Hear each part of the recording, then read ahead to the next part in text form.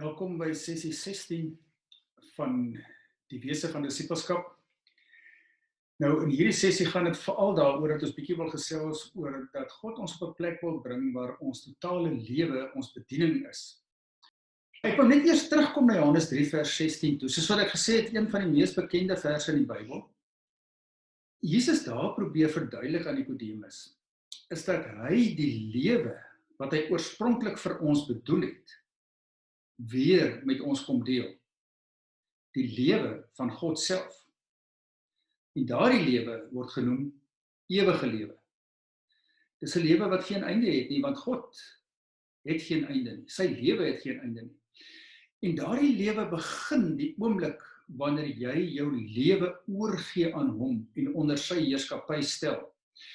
En in verhouding met hom begin leef. Dan kom maak hy woning in jou en deel sy lewe van oomblik tot oomblik met jou. Dis die ewige lewe. So dit gaan dan daaroor dat jy onder sy heerskappy kom en op 'n nuwe manier van lewe begin leef. Onder sy heerskappy. En dan daai oomblik het jy die ewige lewe ontvang. Jy hoef nie te wag vir eendag om dit te kry nie. Jy het dit reeds. Dis reeds binne jou. En die rede hoekom ons dit binne ons het en ontvang het en God dit met ons deel, is as toerusting vir ons lewe hier op aarde. Want hy het ons hier nodig as sy verteenwoordigers. En daarom deel hy sy lewe met ons hier, sodat ons hier in sy volheid deel kan kry. So wat kan jy verwag in hierdie lewe wat hy met jou deel? Gemak, rykdom, voorspoed? Ongelukkig nie. Jesus het dit baie duidelik gemaak dat die lewe van sy kinders en sy disippels gaan nie maklik wees nie. As hulle hom vervolg het, sal hulle ons ook vervolg. Hy het geweldige moeilike lewe gehad, baie probleme in ons alledaagse aardse terme. Maar in dit alles het hy geweet, hy's nie alleen nie. Sy Vader is met hom. En die lewe van volheid het hy met die Vader gedeel van oomblik tot oomblik. Daarom praat hy met sy disippels in Matteus 6 hieroor, waar hy vir hulle vra, maar hoekom is julle besorg oor wat julle gaan eet en drink en wat julle gaan aantrek? So, jy kan nie jou lewe verleng deur jou te loop en bekommer oor die dag van môre nie. Gaan nie help nie. Sê, kyk na die voëls van die hemel. Hulle saai nie en hulle oes nie. Tog sorg die hemelse Vader vir hulle. Selfs met die blomme in die veld. Sê, maar soek julle eers die koninkryk van God en sy geregtigheid. En dan sal al hierdie ander dinge vir julle bygevoeg word. Hy sal vir ons sorg. Hy sal sy lewe met ons deel sodat ons niks kort kom, dat ons in sy volheid, sy teenwoordigheid kan leef. Nou hierdie teks word vir my amper die beste verduidelik en verklaar doodgewoon deur die vertaling van Eugene Peterson, hoe hy dit vertaal in The Message.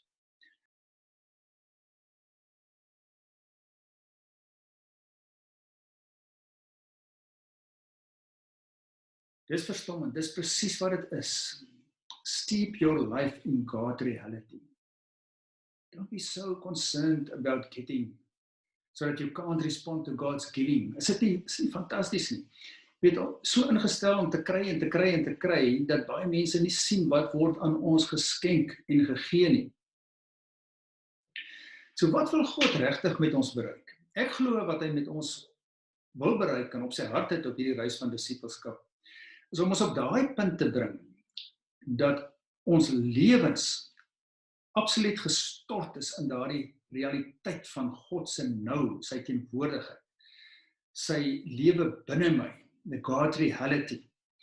Nou, en dis hoe Jesus geleef het. Dit is wat Jesus in Johannes 5 vers 19 en 20 sê, waar hy sê die seun kan niks uit sy eie doen. Hy doen maar net wat hy die Vader sien doen. En dan in Johannes 15 vers 5 wat hy weer vir ons sê, maar julle kan niks uit julle eie doen, of julle kan niks sonder my doen nie. Dit is presies dieselfde. Maar die probleem is dat ons, in die algemeen in die westerse wêreld, het vir ons 'n ideale wêreld geskep, van 'n lewe van oorvloed, wat van ons afhanklik is. En die hele advertensiewese is daarop gebaseer, dat jy moet hard werk om iets te bereik, jy moet sukses behaal, jy moet iewers kom in die lewe, en jy is amper die een wat jou eie klein hemeltjie of paradys hier op aarde moet skep met jou vermoëns, deur harde werk en sweet. En daarom is dit waarvoor mense gaan. En dit word baie sterk gesinspeel as jy nie 'n sekere lewensstandaard bereik nie, sekere besittings verkry nie, op 'n sekere manier kan leef nie, kan jy nie gelukkig wees nie. Wat ter onsin. Kyk na die voëls van die veld. Kyk na die blomme in die veld. So dit skep by ons daai indruk dat ons hierdie goed nodig het, daai goed wat gaan rondom jou basiese behoeftes en basiese begeertes. Dat dit die goed is wat jou kan gelukkig maak. En solank as wat jy dit glo, besef jy dan, jy sal nooit gelukkig wees nie. Want jy gaan nooit genoeg hê nie. Jy gaan altyd nog meer wil hê. Maar as mense ontdek dat die lewe wat God met ons wil deel, wat dit werklik inhou, wat beteken dit dat ons sonder hom niks kan doen nie? Wat dit inhou om deel te word van sy planne, sy koninkryk, sy manier van doen, dan verander alles. Dan besef jy, geluk lê nie in die toekoms nie. Dit lê nie daarin dat ek eendag iewers meer sal hê of meer sal bereik, of in 'n gemakliker of geriefliker omstandighede sal wees nie. Ek hoef nie te wag daarvoor nie. Geluk, luister baie mooi, geluk lê in die oomblik, die nou, hierdie oomblik, van gemeenskap met God, waar hy sy lewe, die ewige lewe, nou met my deel, die oorvloed daarvan, waar ek uit hom as bron kan leef, kan tap, gevoed kan word, waar ek my kan steep in God reality, myself gee daarvoor, raak sien wat ek ontvang, dat ek nie so besorg is oor wat om te kry en te kry en te kry, dat ek nie sien wat God gee nie. Die wonder van dit alles is nie net dat ek tot die wete of besef kan kom dat ek niks sonder hom kan doen nie, maar dat ek ook niks sonder hom hoef te doen nie, want hy is in my teenwoordig. So hierdie mense wat dit ontdek, en dit is waaroor disipelskap gaan, besef ook dat die lewe nie oor myself gaan nie. Dit gaan nie daaroor om vir my 'n naam te maak, om iets te bereik, om sukses te behaal nie. Die lewe gaan oor God. Hy het 'n plan vir die wêreld. Hy wil my deel maak daarvan. So hierdie mense het ook nie iewers in die kerk of op 'n ander plek 'n bediening nodig om vir die Here te werk nie. Nee. Hulle het hulle self volledig aan hom oorgegee om vir hom te leef. Daarom is hulle totale lewe, waar dit ook al mag wees, wat dit ook al mag inhou, is hulle bediening. Hulle het nie 'n bediening nodig nie, hulle lewe is hulle bediening. Hulle manier van lewe, hulle manier van praat, hulle manier van omgee, hulle manier van belangstel, die manier waarop hulle ander mense respekteer en behandel, alle mense, ryk, arm, alle rasse, alle groepe, dit alles reflekteer iets van wie God is, hoe God is. Daarom is dit 'n bediening, want wanneer God se wese, sy goedheid en sy liefde in ons lewens neerslag vind en gereflekteer word in hoe ons optree, dan word mense daarna toe aangetrek. Dan sien hulle dit. Dan stel hulle belang in hom. En nou moet jy nie dink dat jy dit gaan probeer om so te leef en deur hard te probeer dit gaan regkry nie. Niemand kan dit regkry nie. Dis nie 'n lewe wat bereik kan word of manier van lewe deur hard te probeer nie. Nee. Jy weet, dit gaan juis daaroor. Dat as jy probeer, en ek het dit ook probeer, almal probeer dit maar, dat jy elke keer maar net weer agterkom, maar ek kry dit nie reg nie. Ek kan nie. So die punt gaan daaroor dat jy op die punt moet kom waar jy ophou probeer en erken, sonder hom kan ek niks doen nie, en oorgee. En is in daardie oorgawe wat jy erken, ek kan dit nie regkry nie. Nie sonder hom nie, en oorgee aan hom wat die bron binne in my is.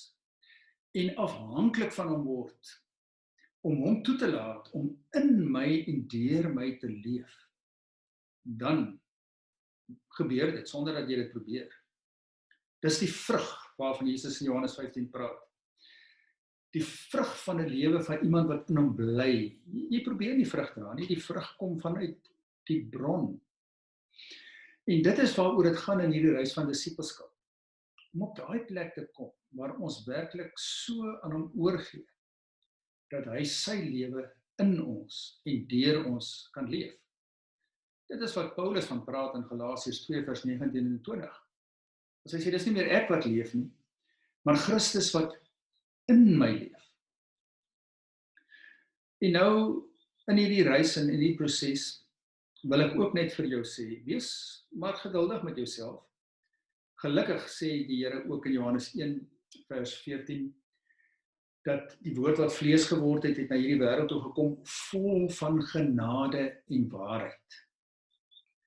En ek wil vir jou waarborg, jy het daai genade nodig. Genade beteken, hy neem ook tyd met jou, jy hoef nie haastig te wees nie, jy kan geduldig met jouself wees, jy hoef nie hard op jouself te wees nie, want hy is nie hard op jou nie. Hy het genade met jou, en jy kan genade met jouself hê. Maar hy sal die waarheid so bekend maak, dat die waarheid jou vry maak, van alle valse leuns wat jou vasvang in 'n lewe van probeer en val en probeer en misluk, en ek gaan dit nooit regkry nie. So onnodig. Die lewe, die ewige lewe, is hier. God self het in ons kom woning maak. Gee oor aan daardie lewe. Laat hom toe om in jou te leef. Moenie iets sonder hom doen nie. Raak bewus van die oomblik wat hy nou in jou doen. En ontdek die volheid van God, die oorvloed wat reeds in jou is. Dis waaroor dit op hierdie reis gaan. Baie dankie dat jy weer saam geluister het.